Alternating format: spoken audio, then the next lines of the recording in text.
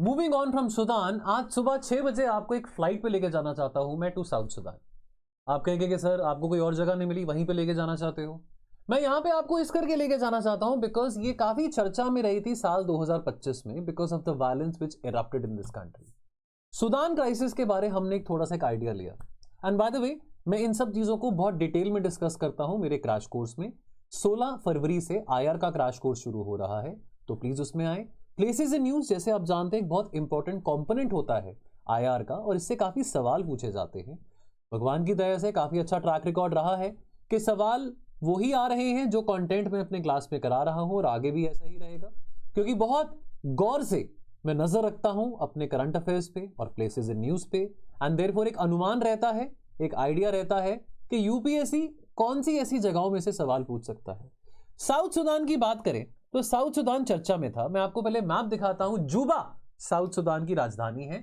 Sudan से ही अलग हुआ साउथ सूडान, पहले ये एक ही थे। मैं अगर थोड़े और पीछे चाहूं जमाने में और थोड़ा टाइम पे पीछे चलूं, तो ये जो था साउथ सूडान और सूडान कंबाइंड, ये एक ब्रिटिश कॉलोनी था। ऑलराइट, नाउ काफी अरसे से साउथ सूडान और सूडान के बीच में झगड़ा रहा। प्राइमरीली साउथ सूडान में ट्राइबल आबादी काफी है और क्रिश्चियन लोग, यहां पे जो रिलीजन है प्रेडोमिनेटली वो क्रिश्चियनिटी का है। सूडान की बात करें, वहां पे ट्राइबल आबादी इतनी नहीं है, ज्यादातर लोग वहां पे अराबिक मुस्लिम है, यानी कि मुस्लिम धर्म, इस्लाम धर्म ही अडॉप्ट करते हैं। अब जो साउथ सूडान की कंट्री प्रोफाइल ये है कि this is made up of 10 southern most states of Sudan, और साउथ सूडान एक बहुत डाइवर्स कंट्रीज है। What makes south Sudan very diverse, which is the tribal diversity. ये इस कंट्री की प्रोफाइल को बहुत डाइवर्स बनाते हैं। And it is home to over 60 different major ethnic groups. ये पॉलिटिकल मैप है सूडान का। 60 मेजर एथनिक ग्रुप्स हैं साउथ सूडान में। तो अब आप इस बात का अनुमान लगा सकते हो कि क्यों ये देश ट्राइबल डाइवर्सिटी के टुवर्ड्स है। 2025 में न्यूज आई थी कि south Sudan is on the brink of another civil war. ये यूएन एनवॉय ने वार्न किया था। ये 2025 मार्च की बात है, फरवरी मार्च की बात है। और यह कहा था निकोलस हेसम ने, जो कि head of the UN peace keeping mission थे इन साउथ सूडान, कि सिचुएशन बहुत डेंजरस है, बहुत ज्यादा डेंजरस है, और पीस एफर्ट्स साउथ सूडान में तभी कामयाब हो सकते हैं, मुकम्मल हो सकते हैं, अगर साउथ सूडान के प्रेसिडेंट साल्वा कीर और वाइस प्रेसिडेंट रीक मशार के बीच में कोई अंडरस्टैंडिंग आ सके।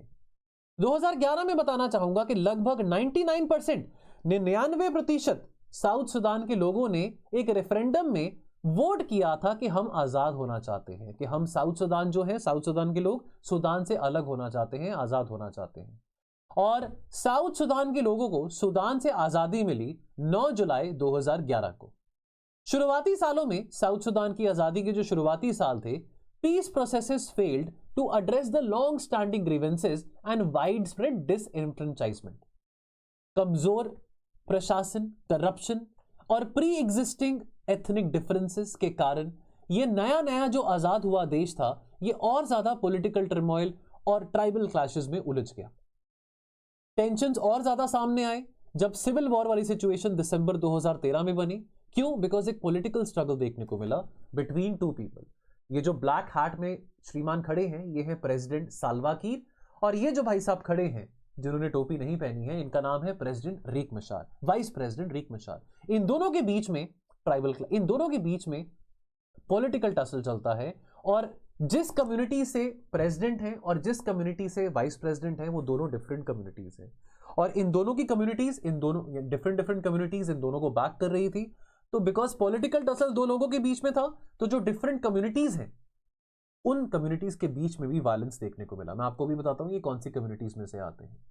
तो यहां पे देख सकते हैं, ये है प्रेसिडेंट, इनका नाम है साल्वा कीर, और ये है वाइस प्रेसिडेंट जिनका नाम है रीक मशार। अब ये आते हैं दिनका ट्राइब में से, एक ट्राइब है दिनका, और ये आते हैं नुएर ट्राइब में से। तो जो सिविल वॉर वाली सिचुएशन हुई, तो दिनका वर्सेस नुएर, ये दो जो ट्राइब्स है ना, ये डोमिनेंट ट्राइब्स हैं साउथ सूडान में। तो वाइस प्रेसिडेंट नुएर ट्राइब का है, प्रेसिडेंट दिनका ट्राइब का है। तो इन दोनों के बीच में जो क्लैशेस हुए थे, उसका कारण था political tussle took the form of ethnic violence and also tribal violence and sectarian violence. President Salva Kiir ने अक्यूज करा वाइस प्रेसिडेंट मशार को कि वो उनके खिलाफ षड्यंत्र रच रहे हैं, साजिश कर रहे हैं और उनका तख्ता पलट करने की कोशिश कर रहे हैं, जिसके कारण साल्वा कीर ने रीक मशार को वाइस प्रेसिडेंट के पद से निकाल दिया और उसके बाद वायलेंस हुआ। वायलेंस में इन दोनों लीडर्स को जो बैक करी थी डिफरेंट डिफरेंट कम्युनिटीज, दिनका और न्यूर, वो भी इन्वॉल्व हुई, लड़ाई हुआ। Soldiers from the Dinka ethnic group they aligned with Salva Kiir जो प्रेसिडेंट थे क्योंकि वो दिनका ट्राइब से थे, and soldiers from the Nuer group they aligned Riek Machar because Riek Machar Nuer tribal से आते थे। और वायलेंस स्लोली एंड स्लोली पूरे साउथ सुदान में फैलना शुरू होता है। साउथ सुदान एक ऐसी कंट्री है which is very rich in oil और यह आजाद हुआ सुदान से 2011 में कई सालों के कॉन्फ्लिक्ट के बाद। लेकिन दिसंबर 2013 में जैसे आपको बताया यहां पे सिविल वॉर वाली सिचुएशन शुरू हुई। दिनका, अब मैं डाइवर्सिटी इन साउथ सुदान की बात करता हूं, दिनका ग्रुप जो है लगभग 40% of the population in Sudan Dinka community में से है, यानी कि दिनका लार्जेस्ट एथनिक ग्रुप है साउथ सुदान का और ये प्राइमरीली रहते हैं along the Nile basin. Alright, then Nuer group आता है, दूसरे नंबर पे नुएर ग्रुप आता है। 20% आबादी जो है साउथ सुदान की वो नुएर लोगों की है। ऑलराइट, और ये ग्रेटर अपर नाइल रीजन में आते हैं including the states of Upper Nile, Unity and Jonglei. Then तीसरे नंबर पे आते हैं अजांदे। अजांदे लगभग 10% ऑफ साउथ सुदान की आबादी है। ऑलराइट, ये south western part of south Sudan में आपको पाए जाएंगे। देन आते हैं चौथे नंबर पे शिलूक एंड देन पांचवें नंबर पे आते हैं बारी। तो ये दिनका, नुएर, आजांदे, शिलूक और बारी, ये 5 जो प्राइमरीली ये जो ट्राइबल ग्रुप्स हैं, जो एथनिक कम्युनिटीज हैं, इन 5 ग्रुप्स में से हैं। ऑलराइट, सो पीस अग्रीमेंट 2018 में हुआ था। 2018 में एक पीस अग्रीमेंट हुआ था साउथ सुदान में जिसका नाम है revitalised agreement on the resolution of conflict in South Sudan. ये साइन किया गया था सितंबर 2018 में सुदान की राजधानी खार्तूम में। इसका मकसद क्या था कि साउथ सुदान की जो सिविल वॉर है जो 2013 से शुरू हुई थी, 2011 में साउथ सुदान आजाद हुआ, 2013 में सिविल वॉर शुरू हुई, तो 2013 से 2018 के बीच में जो भी हंगामा हो रहा था उसको शांत करने के लिए ये पीस एग्रीमेंट साइन किया गया था। और इस एग्रीमेंट के चलते creation of a revitalised transitional government of the national unity की बात करी गई। रीक मशार को अपॉइंट किया गया, रीअपॉइंट किया गया एज द वाइस प्रेसिडेंट और एक पावर शेयरिंग अग्रीमेंट तय किया गया साल्वा कीर और रीक मशार के बीच में और बाकी ऑपोजिशन लीडर्स के बीच में, और एक यूनिफाइड नेशनल आर्मी बनाई गई। लेकिन despite repeated attempts at peace and agreements and the ceasefires in 2015, 2017, 2018, political violence और इंस्टेबिलिटी आज 2026 है, इस देश में देखने को मिल रहा है। 2024 में और ज्यादा peace keepers, UN peace keeping missions यहां पे अपॉइंट करे गए और साथ में यूएन पीस कीपिंग मिशंस में कई सारे इंडियन सोल्जर्स भी थे। पॉडकास्ट जरूर देखना मेजर समरपाल तूर का, उन्होंने अपना पूरा का पूरा बयान किया है कि कैसा उनका टाइम यहाँ पे निकला था, जिस तरीके से उन्होंने यहाँ पे peace keeping mission south Sudan में जो उन्होंने टाइम निकाला था, तो काफ़ी मुश्किल हालात में वो निकले थे। वो पूरा का पूरा उनका जो उनका पूरा का पूरा किस्सा है वो पॉडकास्ट में आपको मिल जाएगा। रणवीर जो बेयर बाइसेप्स है वहाँ पे भी आपको मिल जाएगा, उन्होंने पूरा का पूरा अपना किस्सा बताया है, तो ज़रूर देखना।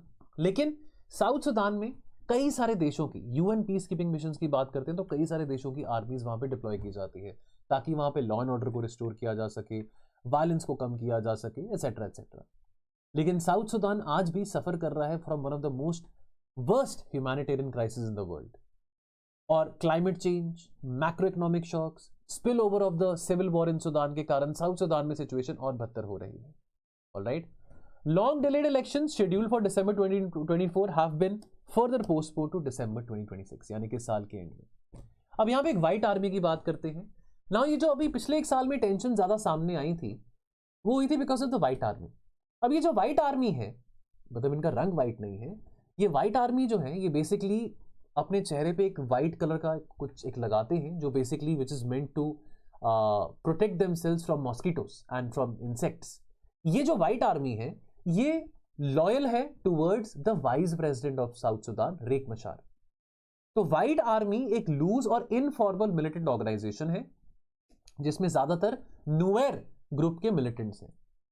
बहुत इंपॉर्टेंट भूमिका निभाई थी साउथ सुदान के कॉन्फ्लिक्ट्स में, specifically during the second Sudan civil war जो कि 1983 से 2005 में हुई थी, जो दरफूर में जेनोसाइड हुआ था, जिसके रिगार्डिंग आपको मैंने बताया भी था सुदान वाले वीडियो में।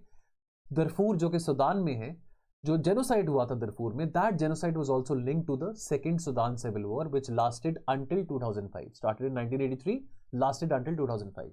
ऑलराइट, तो ये व्हाइट आर्मी ने बहुत इंपॉर्टेंट रोल निभाया था from South Sudan in terms of fighting the civil war against Sudan. Sudan versus south Sudan civil war हुआ था। अब ये वाइट ऐश है, ये अपने चेहरे पे लगाते हैं ताकि वो इंसेक्ट बाइट्स, मच्छरों से अपने आप को बचा सके, और इनका कल्चरल आइडेंटिटी भी है ये जो वाइट ऐश अपने चेहरे पे लगाते हैं। एंड इसके कारणवश ये दिखने में बहुत ज्यादा डरावने और इंटिमिडेटिंग भी लगते हैं।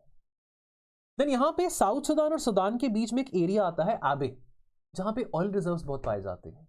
अब ये जो आबे एरिया है इसका कंट्रोल साउथ सुदान के पास है। हालांकि Abyei remains under the UN peace keeping control, लेकिन साउथ सुदान क्लेम करता है, अपना जो क्लेम ले करता है ओवर आबे, और आबे के अंदर क्योंकि इतने सारे ऑयल रिजर्व्स और ऑयल रिसोर्सेज पाए जाते हैं, इस करके सुदान और साउथ सुदान के बीच में अभी भी ये डिस्प्यूट रहता है कि आबे एरिया को कौन कंट्रोल करेगा। बहरहाल दोस्तों, और भी बहुत सारी बातें आपके साथ करना चाहता हूं।